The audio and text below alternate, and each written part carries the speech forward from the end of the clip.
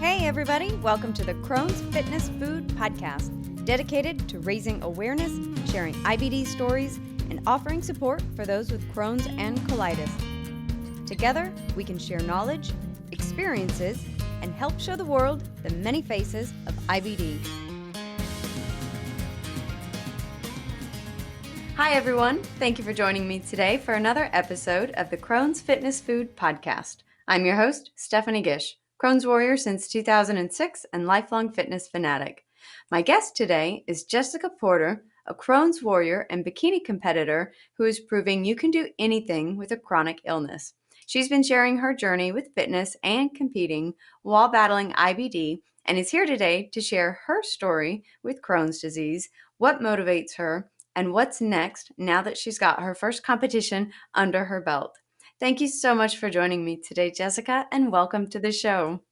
Oh, thank you so much for having me, Stephanie. It's an absolute pleasure. My pleasure to have you. So before we jump into the incredible fitness journey and the transformation that you've been on, why don't you start by telling your Crohn's story, kind of when you were first having your first flare-ups and then your diagnosis? So for me, it started mainly, I'd say, all the way back in 2013. I had something that went on in my life that definitely helped trigger it. Basically, it was something that kind of put me under a lot of stress. And at the time, I was kind of working in a job that I didn't really want to work in either.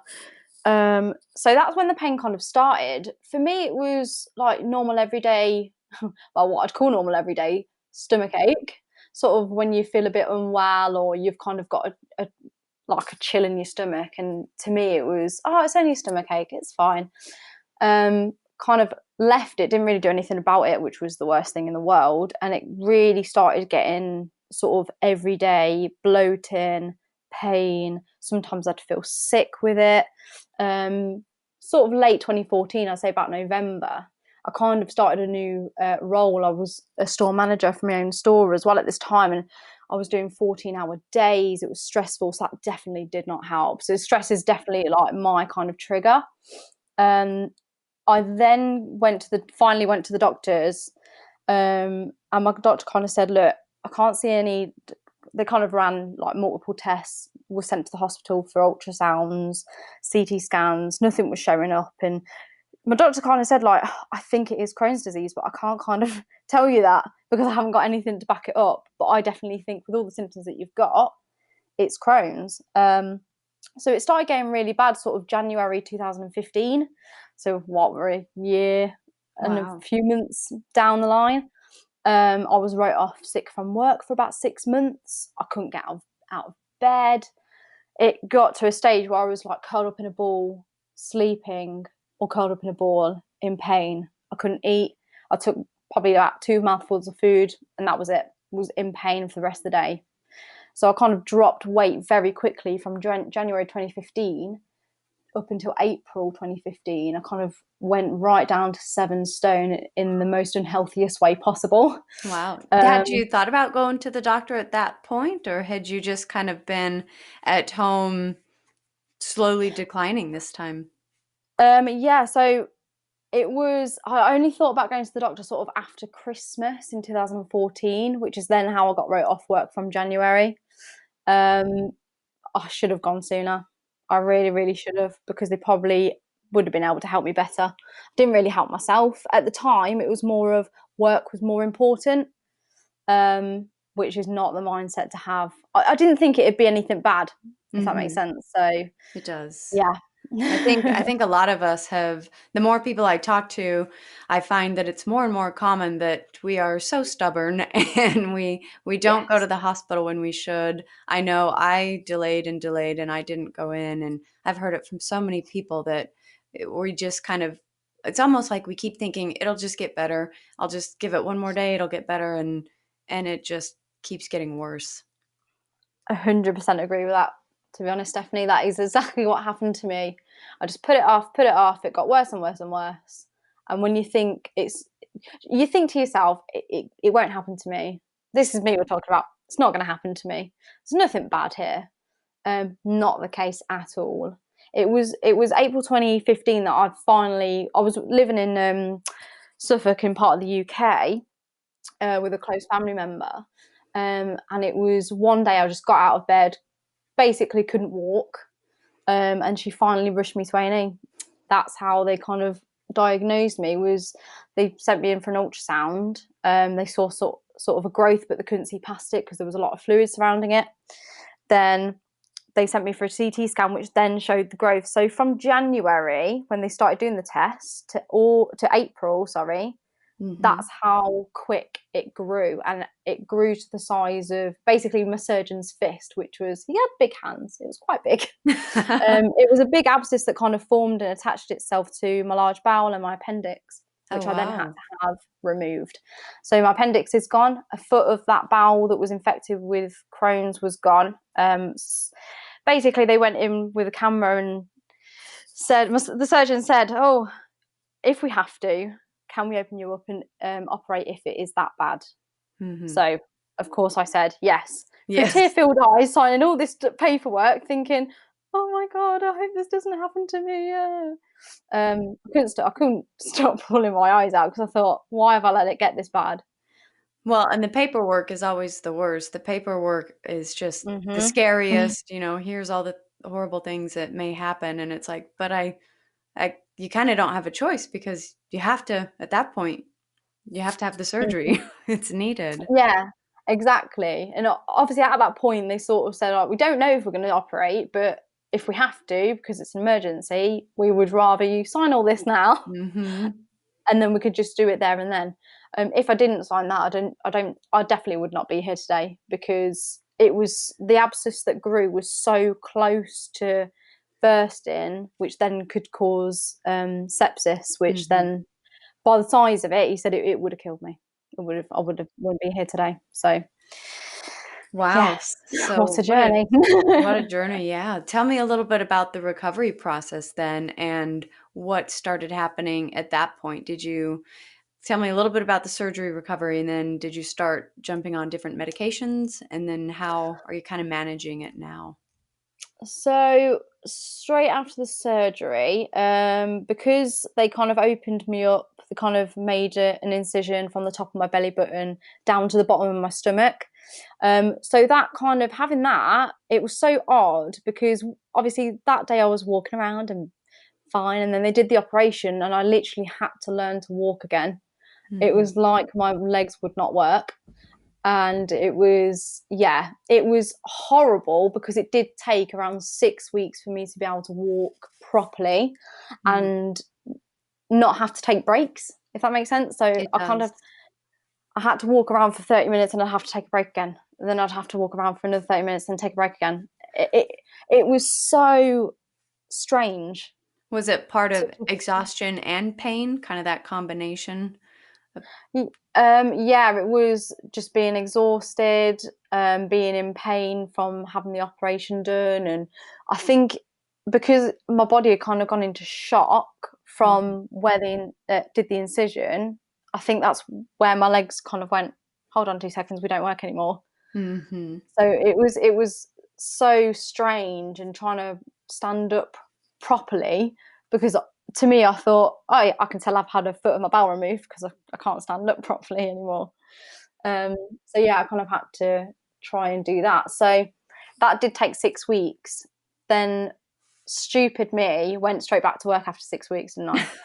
Shouldn't have done that. Should not have done that, because going back into the stressful environment I was in brought back all the pain that I had before the operation was done. So it was a bit of a an immediate trigger. Yeah, definitely. I then was seeing my consultant very regularly in that area of the UK as well. So seeing him about every 3 months, and he was adamant that I didn't need to go on any medication. Oh, that's interesting.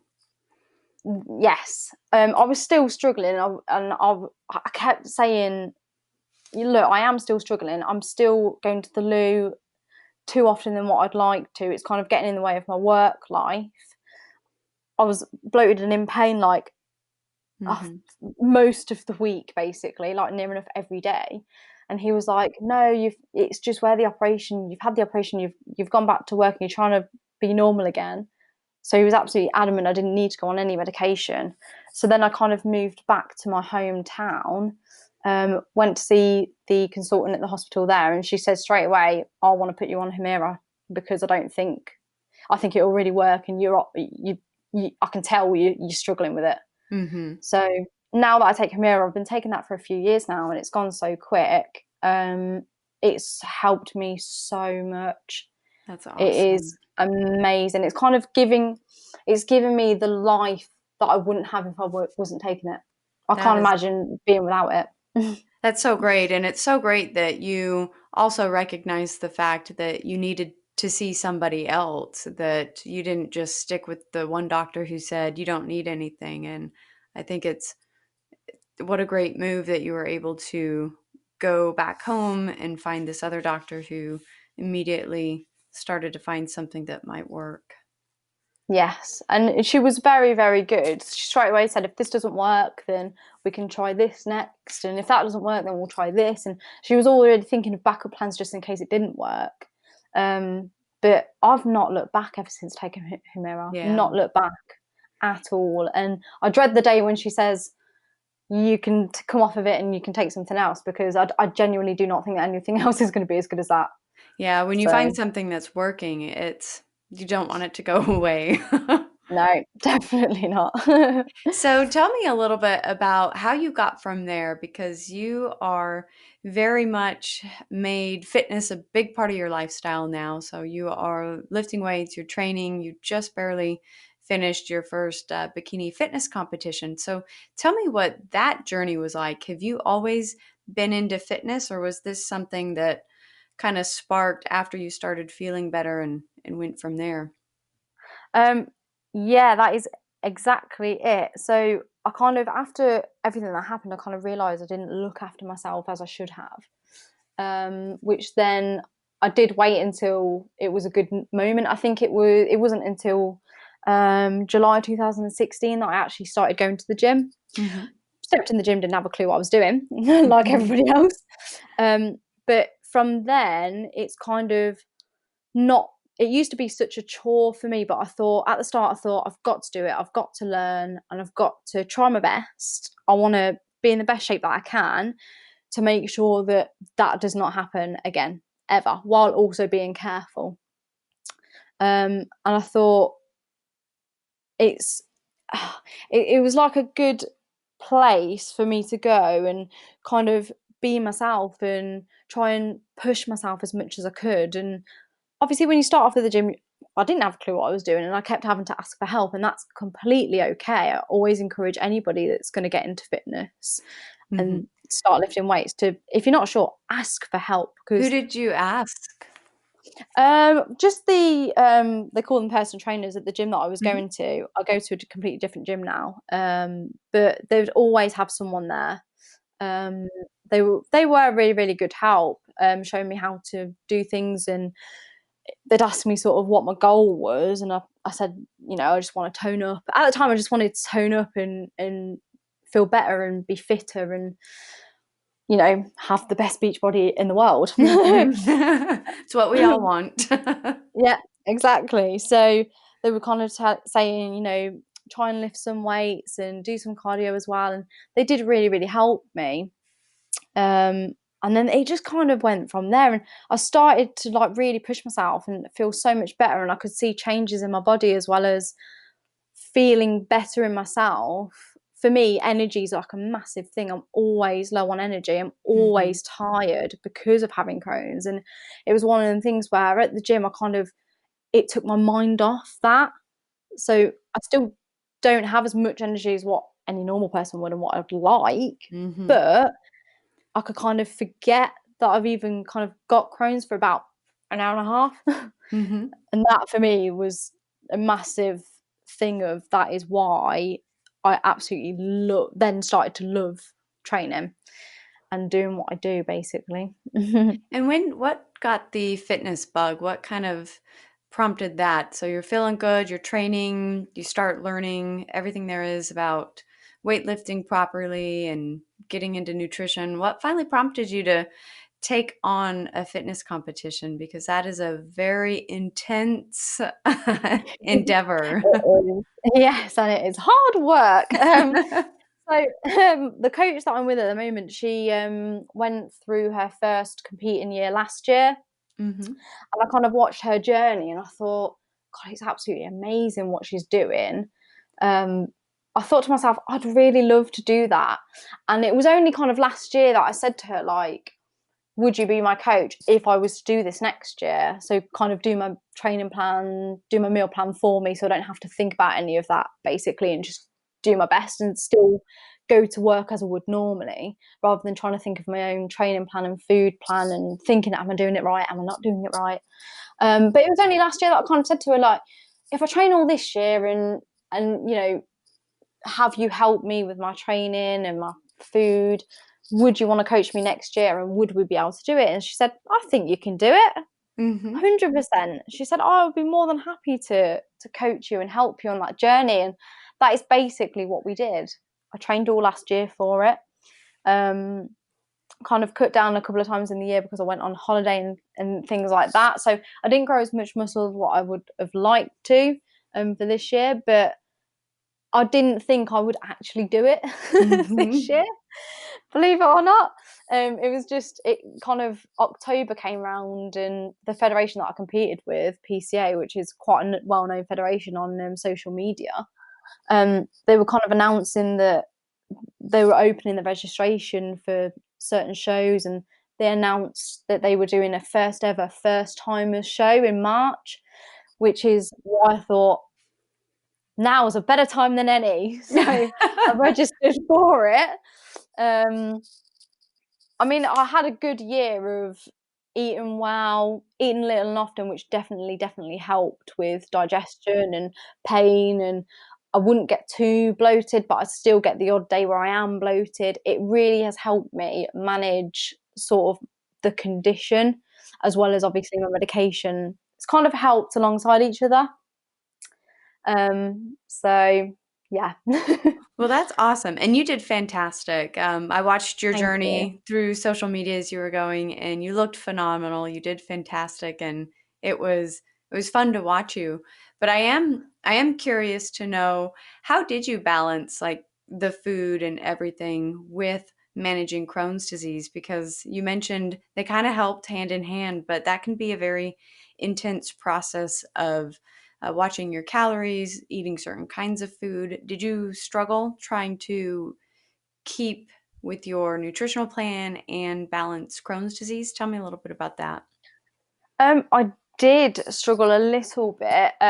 It was mainly sort of as the food was dropping, I wasn't find I wasn't finding that it was the food that was kind of triggering my low energy or triggering any bloating or anything like that. It was more the fact that I didn't have the energy. I think my body was trying to fight against itself in a way of making me bloated whenever I did eat.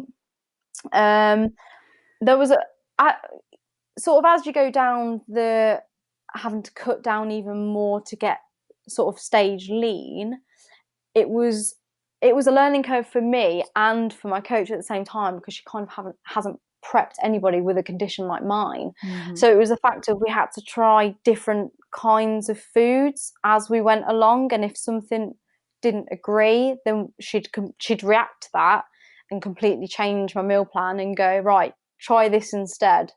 um, there was I feel really lucky in a way, because I didn't have too many problems along the way. Um, there was like a couple of, well, there was one time where she did swap out my oats that I'd have for breakfast and try me with egg white omelette. But as soon as I had that, it was a no. Oh no. Definite no. Eggs do not agree with me at all. So Oh, I had to basically she just swapped it back for oats again, because oats, I was having enough but not too much to bloat. So they were kind of okay not giving me any pain, but as soon as I had eggs, that was it. It was an wow. absolute nightmare. Um, and there was the odd day where I could be absolutely fine eating my normal plan, and then suddenly I'd do my weight session and my energy would just drop down to complete zero. And there was a day where I couldn't even step on the Stairmaster because it was that bad. I just did not have the energy. So I did have a few obstacles, but I feel lucky in the fact of I didn't have too many. Well, and to have a coach who was so quick to make adjustments in your plan or to react to things, I think is definitely an incredible thing to have in that situation. How Definitely, how definitely. did you battle the days when you had the low energy? Because you mentioned you typically tend to have low energy with Crohn's anyways. What are some of the tips or some of the things you found that kind of helps you get through the low energy days? And is there anything that you do to kind of help boost yourself back up? There is. So on the low energy days, some of the days I just said to myself, look, you've got no choice. You've got to get through weight session. You've got to get through cardio. So what I do is one, I would swap up my training routine. So towards stepping on stage, more towards that kind of time where energy was super, super low, I'd go to the gym first thing in the morning without eating anything and do cardio fasted. Hmm.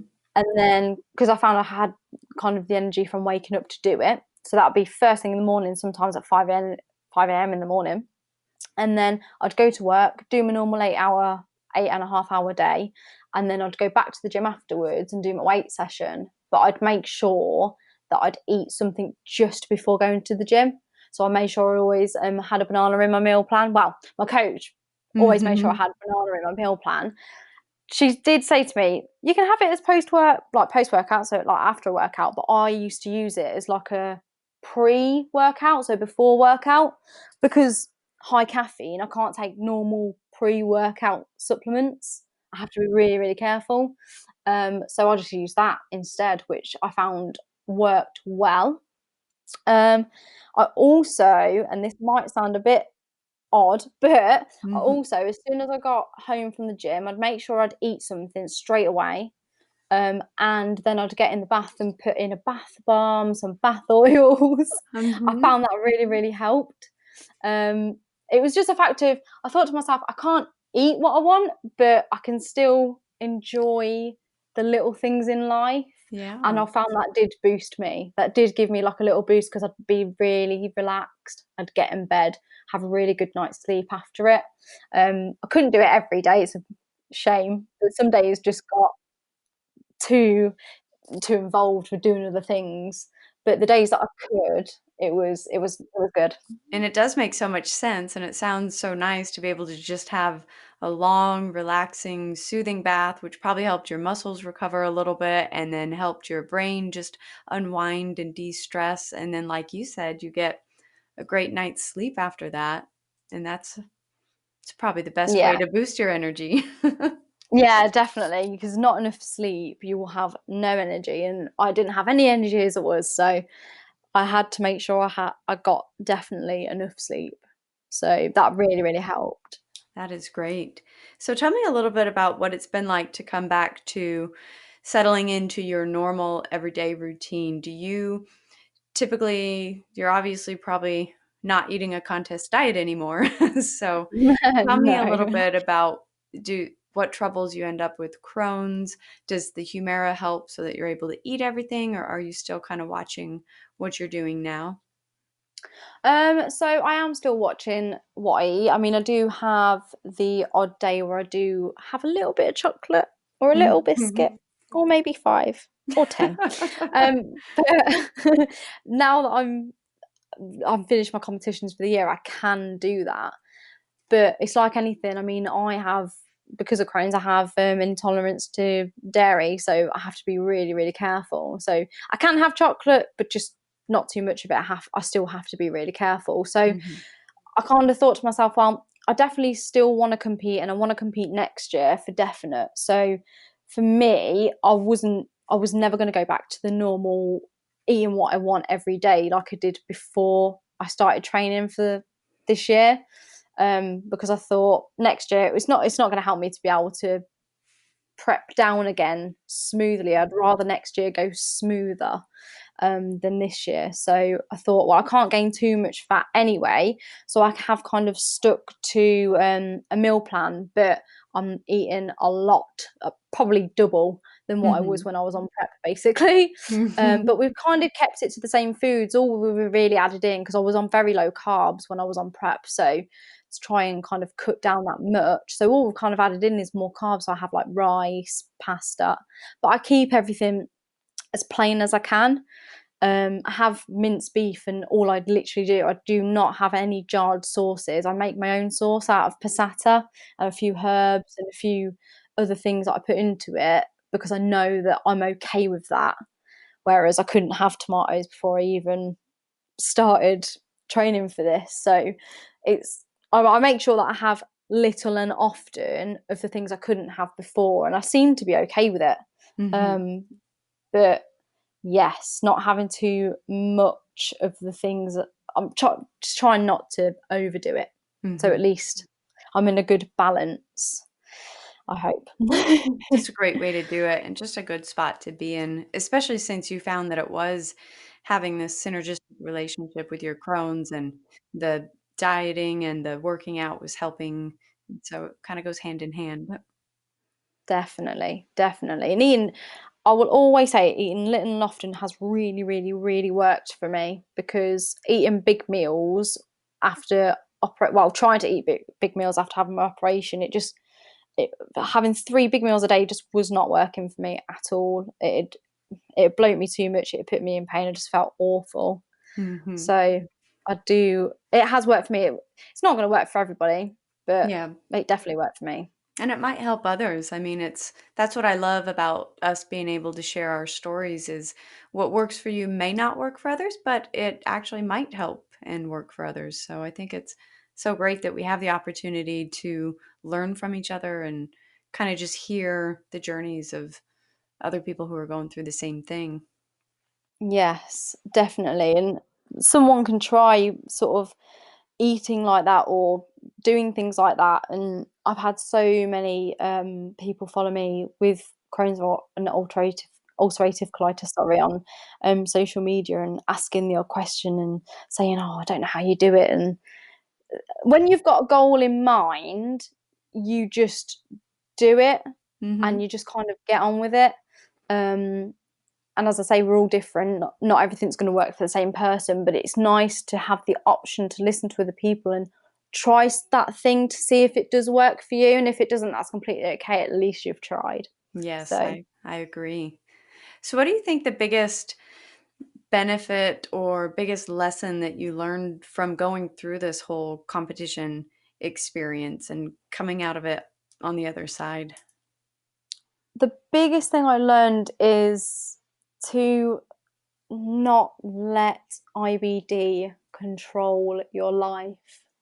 There are times, and there especially was for me when I was in and out of hospital all the time, and I couldn't get out of bed, and I felt absolutely awful, and I thought this is it going to be it for me now, isn't it? That's genuinely what I thought, and I thought surely there is more to this. And I did massively learn that I did put myself through a lot of strain and a lot of hard work, but I've kind of learned that you can do it when you have something in mind and you have that end goal.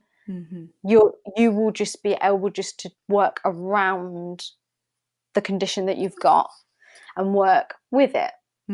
So yeah, I also learned massively that I can actually go 19 weeks without eating chocolate. So that was another massive thing for me, because I've never ever ever cut out any bad food ever. So How was yeah. it cutting out chocolate that long? How did you mentally get through Hard. it? Oh, it was hard work. I used to sit on Instagram for about half an hour to an hour some days, just looking at food pages, Oh. going, "I'm gonna have that when I'm done. I'm gonna have that when I'm done, and that and that." Obviously, I didn't, and I've not, but I used to literally just scroll through Instagram. It was so funny, and all the pages that I followed were all food. So post show, I've gone, right now, I've got to unfollow all these food pages, because this just is not good. Yeah, Now that making it I can actually harder. eat. Yeah, exactly. So what was the first meal you had right after your competition? It was a Chinese takeaway. No, Oh. actually, Mhm. forget that. It wasn't. The very, very first thing that I had when I stepped off stage was a very nice donut. Oh. It was a donut, and then after that, I had the Chinese takeaway. So yeah, I had donuts in mind. Like donuts are my thing, and there is this place not far from my hometown, about 20 minutes, that's in a city centre, and they hand make their donuts. So it's basically owned Wow. by this couple who have only got 3 shops in the whole of the UK open selling these donuts that are handmade. They're absolutely massive, Wow. massive, and they just fill them and oh yeah. So I Did got a you have box a of 12 of them. Was it a chocolate donut? It was chocolate with caramel centre and Wow. drizzled with more chocolate. Yeah, yep, yep. It was so good. It was so Well, now I good. want one.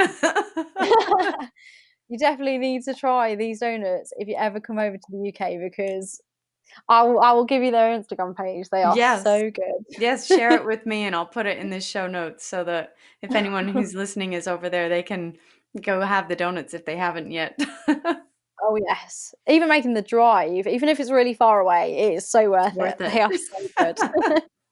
Too funny. So that's your favorite food, I guess. Yes. Definitely. Well, my favourite treat, I should say. But yeah, yeah, they are good. Fantastic. So tell me a little bit about flares. You've been battling Crohn's disease for it sounds like 6 years now, and you've Mhm. had some really bad times, but you've also done some pretty amazing accomplishments. So, what are some of the other tips? You talked a little bit about energy. What are some of the other tips you have for getting through flares, either full flares or maybe just those times when your symptoms are starting to act up a bit? So one way I did cope, or I still do now. If I At the minute I'm only having like sort of mini flares, so I'm quite lucky in not having a big flare like I did before. Hmm. But I used to try and take my mind off of it. So even though I was in a lot of pain, it it was worse me sitting there not doing anything, thinking about it. So I used to kind of just pop a Disney movie on, I like Disney, or just pop anything on movie wise. Love watching movies, so that really helped with taking my mind off of it. Another thing is I'm a massive gamer as well, so I Uh-huh. used to sit on my Nintendo 3DS and play anything that would help take my mind off of it. So Pokemon's one of the massive things. I love Pokemon. It's a bit sad, but play that Smart. all the time. Play Call of Duty on the PS4. Yeah, just doing little things like that, because obviously not being able to have the energy to do anything more than step out the house, kind of having that little getaway for my brain really helped with sort of coping with having a flare. And I used to sit there with my controller in hand, hot water bottle on my stomach 24/7. Um, Also having um, time with pets as well. Sounds like a really normal thing. A lot of people have dog, cat. You'll actually find that when you're not very well, they know and they'll just come and sit with you, Yes. which is really, really cute. And just having a cuddle, and even if you have a cuddle with whichever pet you have and have a little sleep, that used to help me as well, sort of with the family member that I lived with when I was flaring. And they had a dog as well as a giant house rabbit, and the giant house rabbit used to jump up on the settee, come and sit next to me and lick the right side Really? where I had my large bowel removed on that side. Wow. She used to lick my side as if she knew that something was wrong on that side. And I kept saying to, it was my godmother I was living with, I kept saying to her, like, I think Rosie, the house rabbit, I think she knows that something's wrong and I think it is on my right side. And it did end up being on that side. So just having her to Wow. like stroke, and yeah, she was amazingly crazy. It's like she absolutely knew that it was there. I did say that when I went to A&E, and I said, look, we've got a pet that keeps going on my right side, and when they did feel around that area, it was a lot more painful. So yeah, it was mad, but yeah, so pets definitely help. Just anything. because I understand a lot of people can't get out of bed and they can't leave the house, and just the little things like that really, really, really helped me. Mm-hmm. Those are great tips. And I agree completely with the pets. They want to cuddle. They are so sweet and they really are intuitive. They know when something's wrong. Yeah, they are amazing, amazing creatures. And now that I've moved back home, we have 3 little dogs. So Oh. always having cuddles from the little dogs is just so cute. And when I am really low in energy, they all come and sit round me. It is, Oh, they're amazing, amazing, amazing creatures. Animals, just love them all. I that is wish I could just take fantastic. them all, pet I them, and yeah, I do provide a too. home for them. So tell me a little bit about stress management because that is, you said it's a major trigger for you. It's definitely a major trigger for me, but I think it is for a lot of people with IBD. And so tell me a little bit about what you've learned over the years with stress and how you control it now and kind of how you've been able to reduce it in your life. So at the time when it was work 14 hours a day, it was very stressful. I used to, sounds a bit odd, but when I did get a bit stressed out in that moment, I kind of used to sit at my desk, take 5 seconds, count to 3, deep breaths, and think, is this really worth all this stress? No, I did. I used to do that every single day, believe it or not, at the time. It's a stressful Um, job. yeah, very stressful job that I was in. So doing that kind of helped me calm down a lot more than what I thought it would. And it does sound a bit crazy, and some people will go, you're only doing like a little bit of breathing, but it definitely helped me kind of breathe all the stress out. Yeah, it was a nightmare at the time. There was a point where when I did move back home, I did stay in that line of work, and it got so much more stressful that I then turned around and said, I need to actually find another industry that I can work in where I do not have all of this responsibility and stress on my shoulders, Hmm. which is exactly what I did. So you do have to sometimes, it might seem like the end of the world, but it really, really isn't. For me, I was super, super scared to go into a different industry that I didn't have any clue about. So I worked in retail, and then to go into the gas industry, that's like 2 completely different things. But working in the gas industry, it is an office-based job where I literally just sit at my computer for 8.5 hours of the day and do everything all online. So that was a massive help for me. And what kind of gave you the courage to to go ahead and make that change? Because, like you said, it is a scary thing to go into something completely new and different and just make that change. Did you have family members that were supporting you, or did you just kind of wrangle up the courage to be able to just make that jump? I did have, it was my family and my friends close to me that actually I went home to and I ranted to about, and they all said, this is not worth all of the stress. We do not want you to get as bad as what it was before. And that was it for me, basically. That is what gave me the courage to turn around and go, I literally need to take a step back now. I need to go into another industry and start from the bottom and possibly work my way up. Working my way up in the gas industry for who I work for, it is a slower process than what it was in retail. So I've already gone up a step, as we call it, after being there a year and a half. I've now been in this role for a year, no, over a year now, actually. Mhm. So I've gone up a step, but I've not got all of the responsibility, if that makes sense. Yes. I'm sort of a step up, but I'm nowhere near managing a team again. I'd love to manage a team again. I feel like in this industry, in my line of work, it's not going to be anywhere near as stressful as what it was in retail. Nowhere near.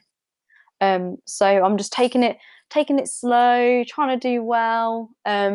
but yeah, family and friends supporting me was the biggest thing. And because I had to take a step back and not had to kind of take a pay cut with that, again, that's another stress that I was just like, I know I need to do this, but this is very stressful, and kind of having to cut back what I was sort of spending to kind of go in line with the pay cut. And my parents were so good. So if I did kind of find myself a little bit short, they would help me out. It wasn't to the extent where I'd have to owe them like thousands of pounds. It Right. was only like a couple of hundred, but they really did help me, and just friends encouraging me and just saying like, you know, you've gone through all this, and you just need to take that time. You need to take that time for you and get your life back, basically. So that's exactly what I did, really.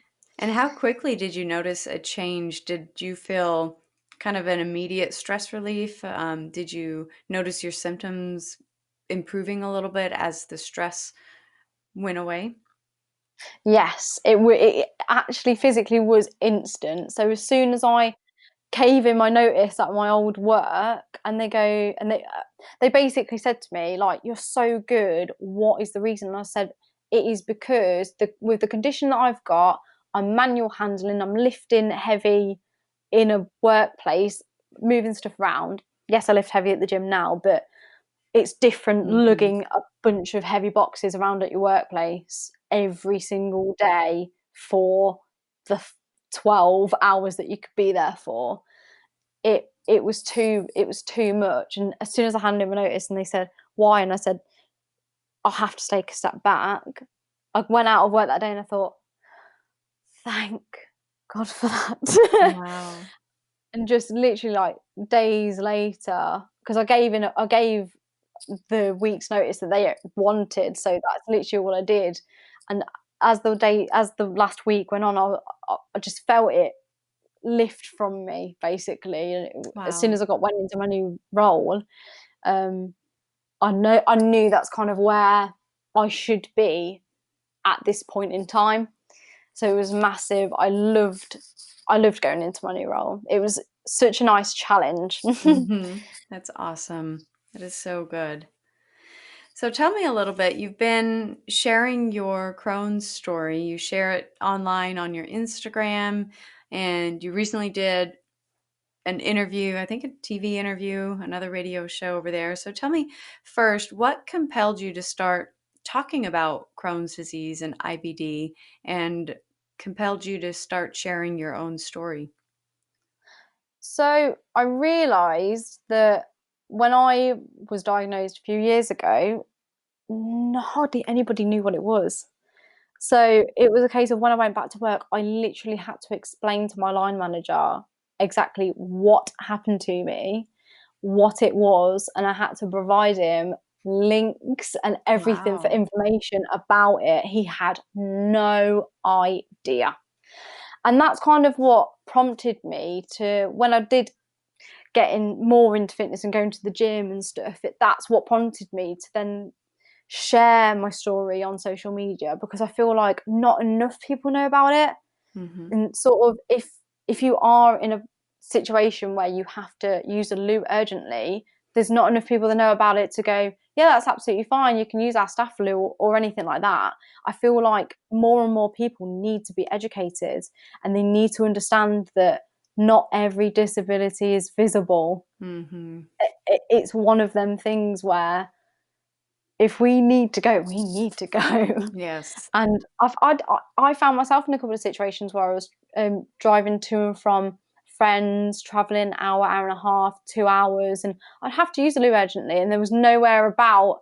I'd have to go in a petrol station, and they wouldn't let me go. I found myself in that situation, so definitely prompted me to share it all on social media, just to kind of get the word out and educate people and help other people. And another thing now is for me to inspire other people that do suffer with Crohn's or colitis or any condition where you feel it's holding you back.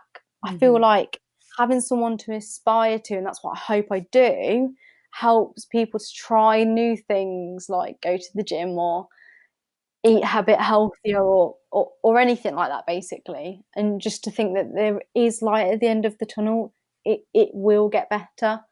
Mm-hmm. So That is, definitely. that is awesome. And what's the experience been like now that you've been sharing your story for a couple of years and you're becoming more out there? I think you just did the Ben Jackson, the breakfast show. So what's Did. the experience been like for you in sharing and inspiring others, because you do inspire others? Surreal. Absolutely surreal for me. It's like I never ever thought that a story like mine would get out there, if that makes sense. I just thought, if I can do one good deed of the day and help someone else and give someone else advice, and then that's all I wanted, really. But to have people come to me and say, we want to talk to you, we want to find out more about your story, we want to kind of show the world what you're doing, I was just like, really? Really? Me? I'm only a little person. Why me? And I feel lucky, so lucky in that aspect, because there are other people that are suffering worse than me and have gone through so much more than me. It's just, yeah, absolutely surreal. It's been absolutely crazy experience. It's awesome, but I think it's incredible that you're doing it and inspiring others to do it, and just I love that you're talking about it and being willing to share your experience. So Thank you. so tell me, I've mentioned it, but where can people find you online? Are you just on Instagram, or do you have a couple other places people can find you? I'm mainly on Instagram. I do have a Facebook page, although my Facebook page is mainly for family and friends in this area. But I have had a couple of people sort of want to get in touch on Facebook, which has been really nice. Mm-hmm. I am on Twitter as well. I try and go on all social media platforms, but Instagram's my main one, really. So And you're at Jessica Rose PX, correct? I am, yes. Is that also your Twitter? I'll have to double check for you right now, because I'm pretty sure I did change it to that, but I think it might be 2 X's at the end, so just bear with me.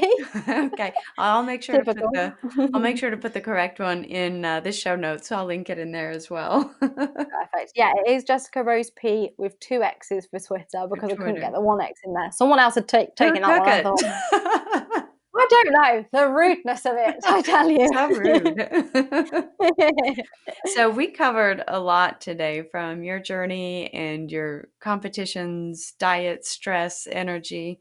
Is there anything that I did not ask that you wanted to share today?